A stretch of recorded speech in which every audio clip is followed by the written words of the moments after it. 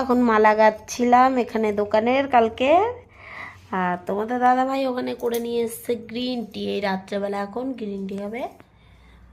রাত প্রায় 11টা বাজতে যায়, এখন বাবু গ্রিন টি করে নিয়ে এসছে। আর এদিকে মালা গাচ্ছে খালি গায়ে। ঠান্ডা ঠান্ডা লাগবে না?